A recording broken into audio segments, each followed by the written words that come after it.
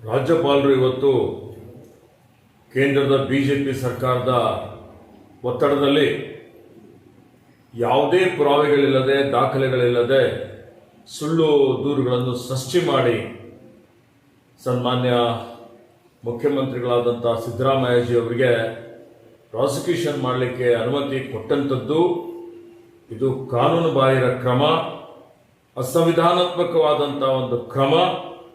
ಇದನ್ನು ತೀವ್ರವಾಗಿ ಖಂಡಿಸ್ತೇನೆ.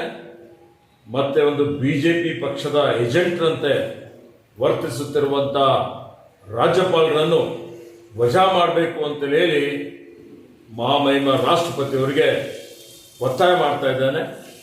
ಮಾನ್ಯ ರಾಜ್ಯಪಾಲರವರು ಸಂವಿಧಾನಿಕ ಹುದ್ದೆಯಲ್ಲಿ ಇದ್ದುಕೊಂಡು ಇವತ್ತು ಅದನ್ನು ದುರ್ಬಳಕೆ ಮಾಡಿಕೊಂಡು ಇವತ್ತು ಯಾವುದೋ ಒಂದು ಹಳೆಯ ಪ್ರಕರಣದ ನೆಪದಲ್ಲಿ ಪ್ರಜಾಸತ್ತಾತ್ಮಕವಾಗಿ ಆಯ್ಕೆಯಾದಂಥ ಸರ್ಕಾರವನ್ನು ಕೆಡವಲಿಕ್ಕೆ, ರಾಜ್ಯದ ಆಡಳಿತ ಇವತ್ತು ಅಸ್ಥಿರ ಮಾಡಲಿಕ್ಕೆ, ಬುಡಮೇಲು ಮಾಡಲಿಕ್ಕೆ ಏನು ಇವತ್ತು ಇವರು ಪ್ರಯತ್ನ ಮಾಡ್ತಾ ಇದ್ದಾರೆ.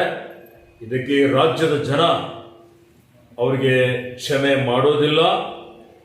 ಬಿಜೆಪಿ ಯಾವತ್ತಿಗೂ ಪ್ರಜಾಪ್ರಭುತ್ವ ವಿರೋಧಿ. ಹಿಂದೇನೂ ಕರ್ನಾಟಕ ರಾಜ್ಯದಲ್ಲಿ 2 ಸಲ ಹಿಂಬಾಗಿಲಿನಿಂದ ಆಪರೇಷನ್ ಕಮಲ್ ಮಾಡಿ ಸರ್ಕಾರವನ್ನು ಬೀಳಿಸಿದ್ದಾರೆ. ಈ ಸಲ ರಾಜ್ಯದ ಜನ 136 ಸ್ಥಾನಗಳಲ್ಲಿ ನಮಗೆ ಇವತ್ತು ಆಶೀರ್ವಾದ ಮಾಡಿ ಗೆಲ್ಲಿಸಿಕೊಟ್ಟಿದ್ದಾರೆ. ಮಾನ್ಯ ಸಿದ್ದರಾಮಯ್ಯಜಿಯವರು ಅತ್ಯಂತ ಜನಪರ, ಜೀವಪರ ಆಡಳಿತವನ್ನು ಕೊಡ್ತಾ ಇದ್ದಾರೆ.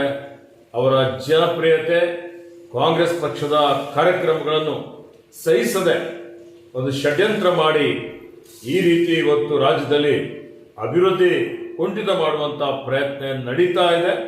ಇದರ ವಿರುದ್ಧ ಜನಾಂದೋಲನ ಮಾಡ್ತೇವೆ, ಕಾನೂನಾತ್ಮಕ ಹೋರಾಟವನ್ನು ಮಾಡ್ತೇವೆ.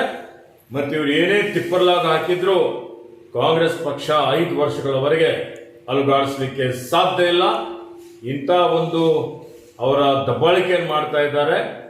ಇದಕ್ಕೆ ಜನ ಬೆಂಬಲ ಕೊಡೋದಿಲ್ಲ. ಕಾಂಗ್ರೆಸ್ ಪಕ್ಷ ಇನ್ನೂ ಗಟ್ಟಿ ಆಗ್ತದೆ. ಸರ್ಕಾರ ಇನ್ನು ಹೆಚ್ಚಿನ ರೀತಿಯಲ್ಲಿ ಬಡವರ ಪರ ಕೆಲಸ ಕಾರ್ಯಗಳನ್ನು ಮಾಡ್ತೇವೆ ಅನ್ನುವಂಥ ಮಾತನ್ನು ಹೇಳಿಕೆ ಬಯಸ್ತೇನೆ.